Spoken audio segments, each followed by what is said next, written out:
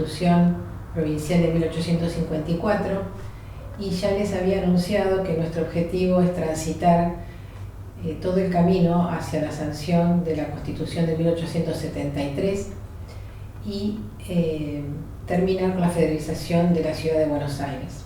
He pensado, en base a nuestros encuentros anteriores y al diálogo que mantuvimos después de nuestra última reunión, en que sería bueno detenernos antes de adentrarnos en lo que es propiamente el texto constitucional, en lo que sucedió en las relaciones entre la provincia de Buenos Aires y el proyecto nacional de la Confederación que se estaba gestando, y luego en ese contexto analizar lo que sucedía hacia adentro de la provincia de Buenos Aires y cómo fueron cambiando las ideas, la cultura política, la cultura jurídica y cómo se enmarcaron esos cambios también en ese contexto nacional. Por eso nosotros hoy lo que vamos a hacer es partir de ese año 1854 en que Buenos Aires se constituye como un estado de pleno ejercicio soberano separado de la Confederación. Entre los años 1854 y 1859, la provincia lo que va a hacer es abocarse por entero a organizar las instituciones que habían sido definidas en el texto constitucional, pero que requerían de una legislación y de una puesta en funcionamiento donde hombres, porque bueno, las mujeres todavía no teníamos acceso a esos cargos, ocuparan esas oficinas, esos ministerios, todas esas instituciones que se habían creado en el texto constitucional, como ya vimos en su momento, no eran creaciones nuevas, no eran inventos, sino que, bueno, tomando las raíces del periodo de la colonización hispana y después todo lo que fue sucediendo en con legislación patria, hecha precisamente para resolver los problemas que se iban presentando en el cotidiano de la vida de esta sociedad, así poder conformar este Estado provincial. Entre tanto, sabemos ya, y lo vimos la vez anterior, que la Confederación redactó la Constitución y juró la Constitución de 1853 y puso a la ciudad de Paraná como la capital.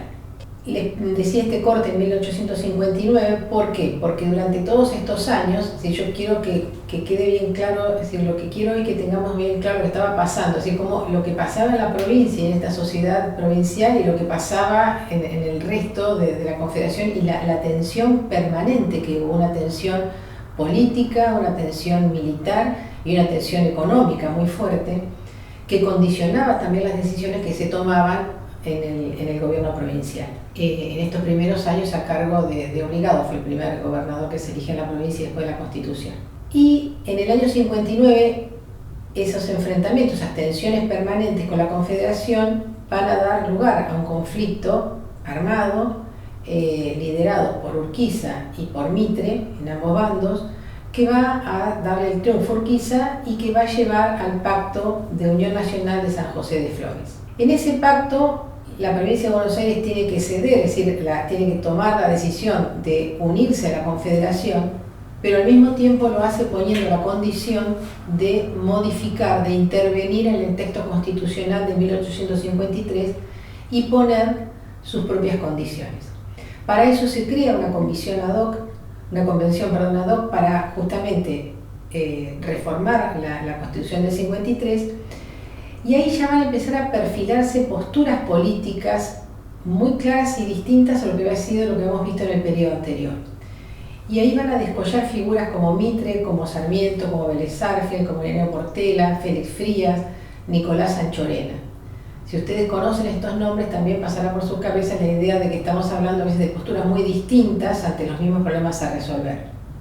En ese contexto nacional, es decir, a nivel nacional, ¿qué estaba pasando? Tenía que darse la sucesión de Urquiza a un nuevo presidente y el elegido es Santiago Derqui.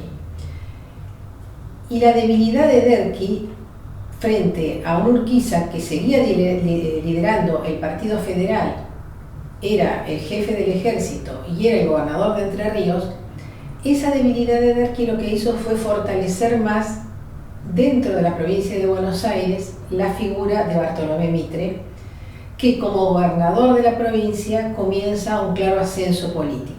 Y esto va a llevar a que se dé ya una ruptura definitiva que se va a materializar en la batalla de Pavón el 17 de septiembre de 1861, en la que Mitre termina siendo el triunfador y queda a cargo del Poder Ejecutivo Nacional.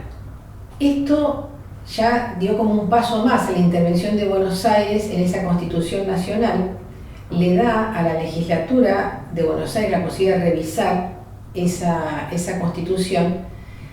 Y la otra cuestión yo les hablé, ¿no?, de tensiones políticas, de tensiones militares y de tensiones económicas. ¿Dónde estaba el núcleo de esa tensión económica? Ya lo charlamos en otros encuentros, el tema del puerto y de la aduana.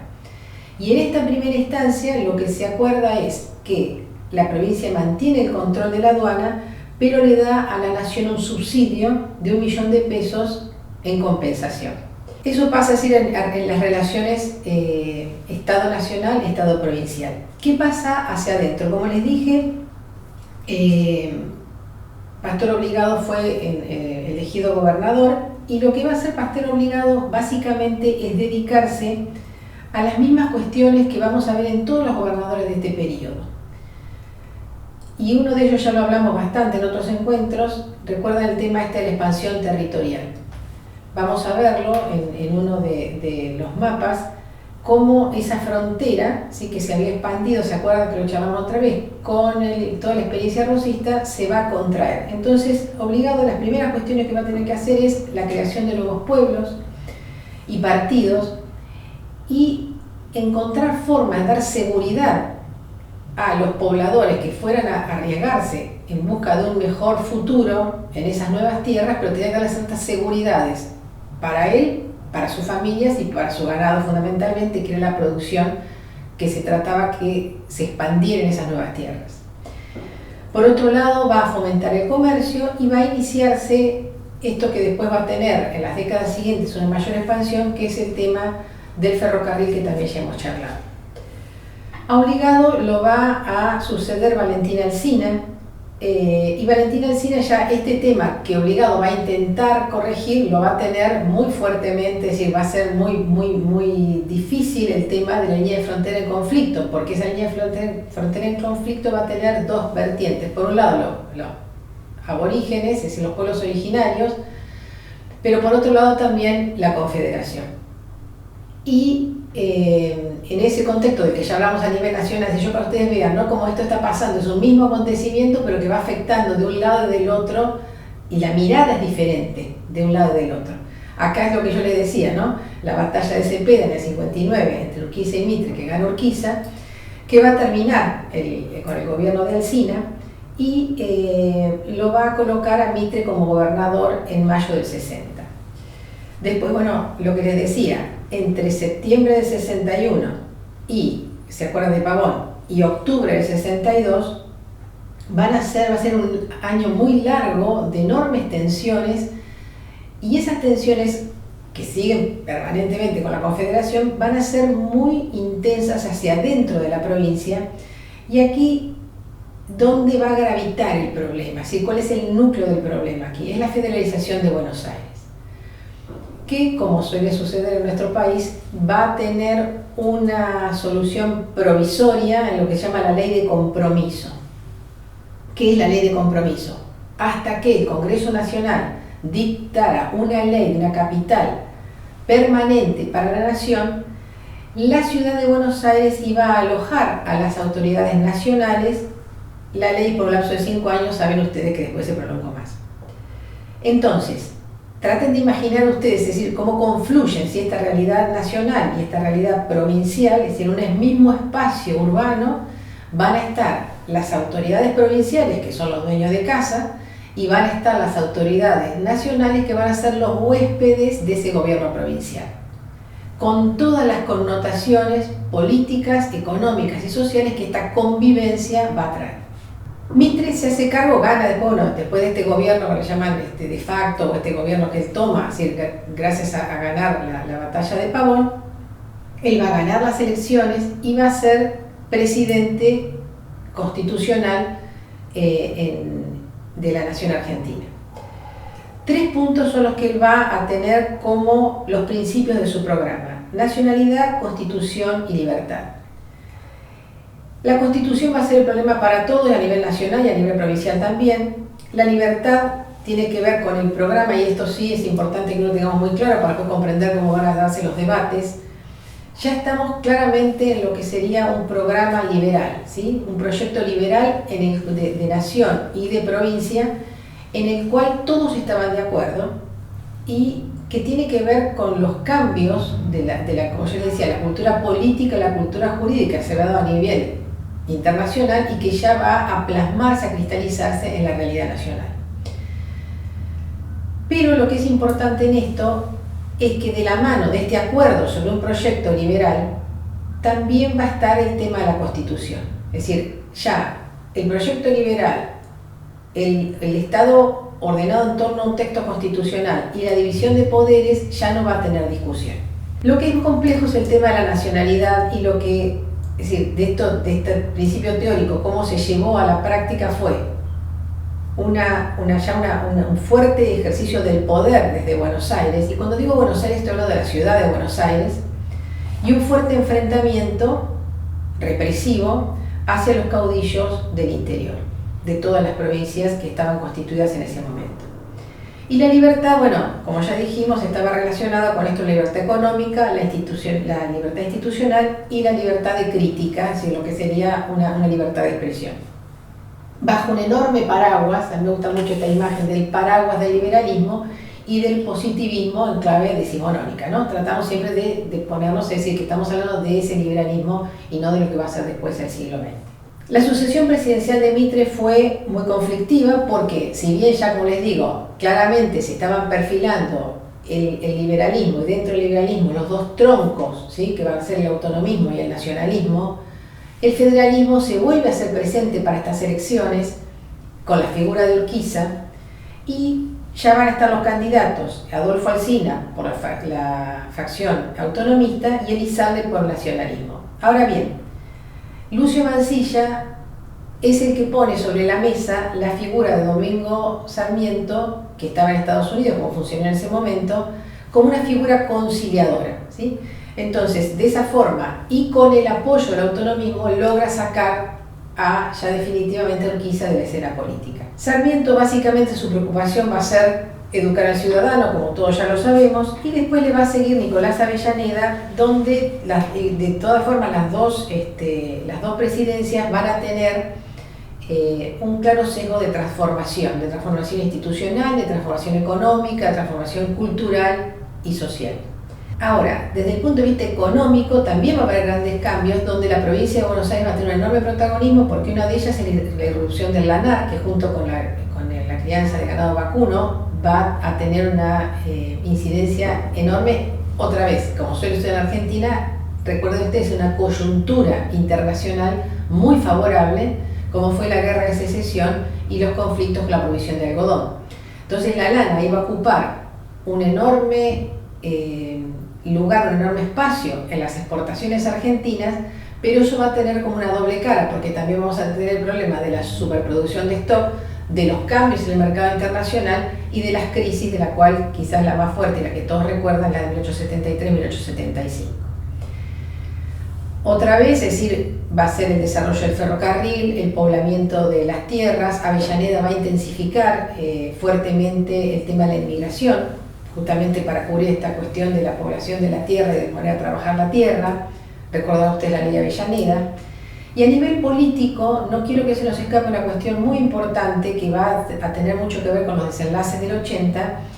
Piensen ustedes, estamos hablando de dos presidentes que vienen de provincias del interior, y que lo que va a hacer Avellaneda es fortificar mucho esta unión del interior con la ciudad de Buenos Aires a través de las oligarquías provinciales que se unifican en la Liga de Gobernadores y luego la formación del Partido Autonomista Nacional. Y como les decía, van a tener que enfrentar grandes crisis financieras y la crisis de la federalización, que no deja, es como un telón de fondo, ¿sí? Pero no porque cuál iba a ser la capital, el problema no era cuál era la capital de la nación, sino era que Buenos Aires fuera la capital de la nación, con todas las consecuencias que eso traía para la nación, pero por favor, y esto es importante porque muchas veces esto no se tiene muy claro, durante muchos años ni siquiera se trató ni se habló, las terribles consecuencias que va a traer para la provincia de Buenos Aires y su población. Entonces, paralelo a esto, nosotros vamos a tener el escenario provincial. En el escenario provincial, en estos años vamos a tener una sucesión de gobernadores, es decir, claramente ya definidos, ¿no? El Partido Autonomista, el Partido Nacionalista, y estos con un peso dentro del ámbito legislativo muy fuerte del autonomismo. Mariano Saavedra va a ser el gobernador entre el 62 y el 66, donde realmente su gran preocupación fue la extensión de superar la línea del Salado, pero ya no a nivel fronterizo, que ya estaba extendido, sino a nivel de población y de puesta en producción de esas tierras. Bueno, las líneas férreas, una enorme actividad con respecto a la tarea educativa y la organización administrativa de la provincia. Adolfo Alsina, el hijo de Valentín Alsina, en una línea mucho más moderada que su padre, entre el 66 y el 68, porque deja la gobernación para completar la fórmula presidencial con Domingo Sarmiento, y esto presten atención, es un gobernador que se va a vicepresidente y después va a pasar lo mismo con Avellaneda. También va a seguir en esta tarea de población del desierto, va a hacer obligatoria la educación. En esto los debates, no podemos adentrarnos ahora, pero los debates en torno a la educación son riquísimos y también muy poco conocidos. Y después Emilio Castro va a ser el que va a completar ese periodo que faltaba al Alsina, que se va a la vicepresidencia de la Nación, y después va a ser el presidente entre el 69 y el 72. Y de hecho va a ser el que convoque en el discurso de la legislatura, en el año 69, a esta convención constituyente que va a dar como fruto la Constitución de 1873. Otra vez, la frontera, las líneas férreas, la educación, la organización institucional que no terminaba de plasmarse. De hecho, muchas de las cuestiones que se habían resuelto en el texto constitucional todavía no se habían llevado a la legislación. Y como decía Malaver, una decisión constitucional sin legislación es una decisión muerta.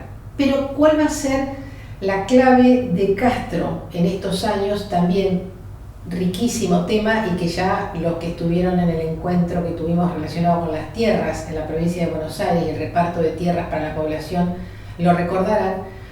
Durante esta gobernación se va a profundizar el tema de la legislación para el reparto de tierras públicas, el arrendamiento, es decir, y las condiciones de poblamiento.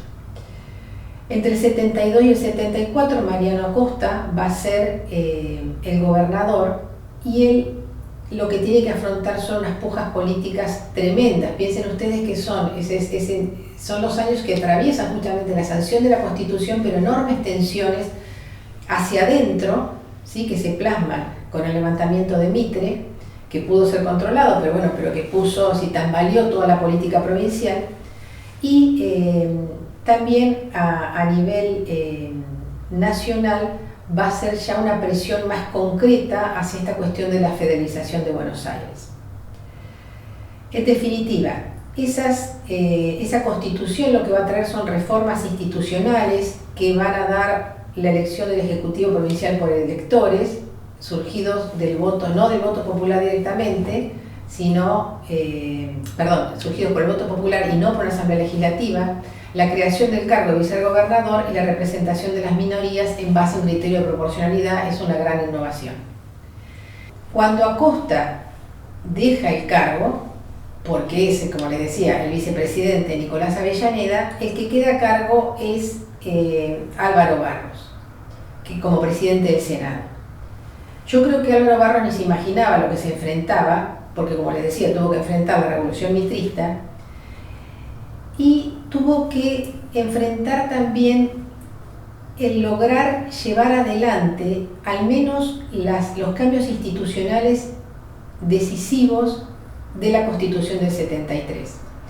Y en esto quizás el cambio, es decir, lo que más se lo recuerda, lo que tenemos presente es la formación, es decir, lograr darle forma a la Suprema Corte y finalmente en enero del 75 ponerla en funcionamiento.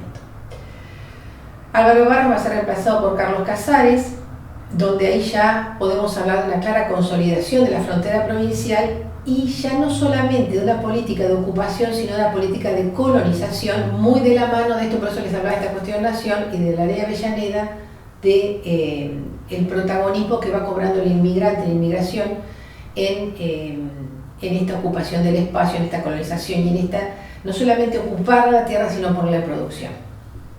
Y la otra el otro gran avance que se va a dar, pero como, a ver, lo estamos haciendo muy apretado, pero para que ustedes vean cómo se va siguiendo todo un tema y se va plasmando, para que ustedes vean, bueno, aparece una ley no aparece de la nada, no cae de la nada, sino que tiene todo un proceso, una evolución, y creo que es muy claro esto, como les decía, en este periodo, en este tema de la tierra, de la colonización y el tema de la educación. Se va a sancionar la ley 1420, muy conocido por ustedes, la ley de educación común para la provincia.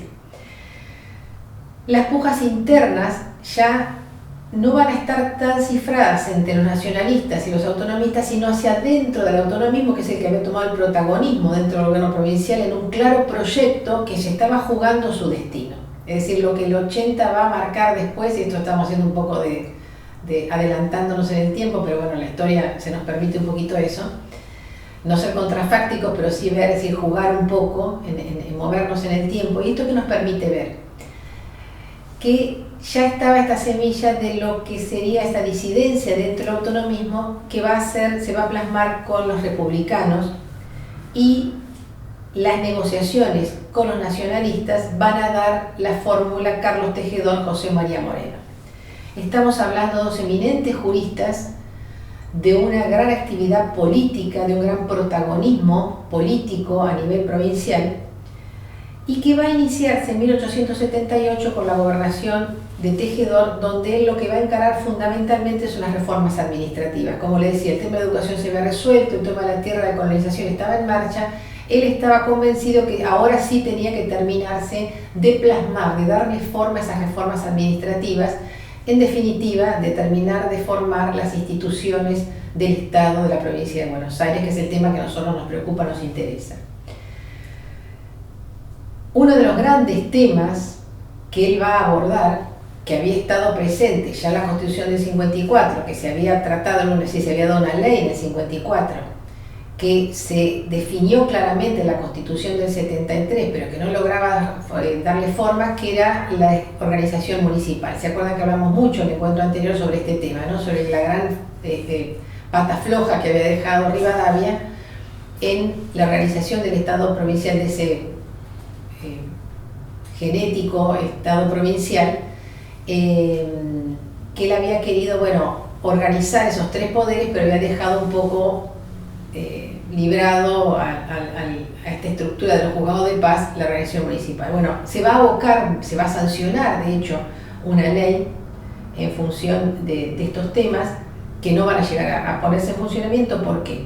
Porque acá estalla el problema justamente de la presión del Ejecutivo Nacional y de la federalización de Buenos Aires.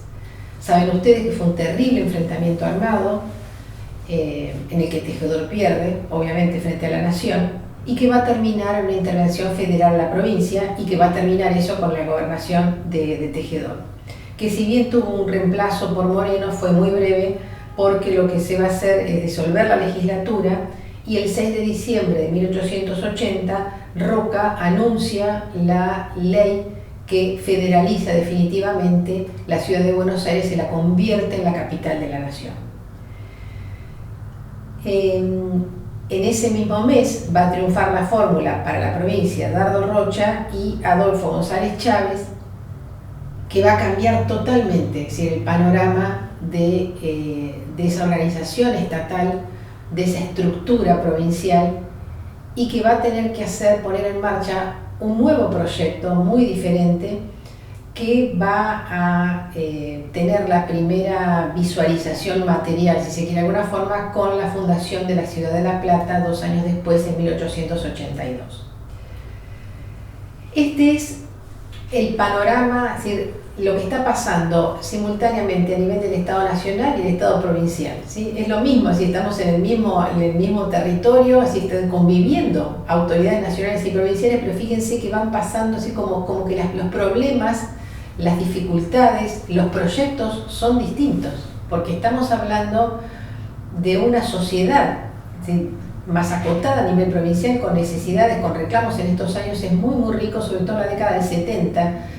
Si ustedes acceden a los documentos a nivel del Ministerio de Gobierno, sobre todo, de los juzgados de paz, los reclamos al Poder Ejecutivo, de los partidos provinciales, ahí se puede apreciar claramente estos problemas que yo les contaba, que desde un gobierno provincial se está tratando de resolver. Son los problemas con lo que el ciudadano porteño, y en esto repito, en estos años todavía porteño es para toda la provincia de Buenos Aires, tiene que afrontar y tiene que resolver.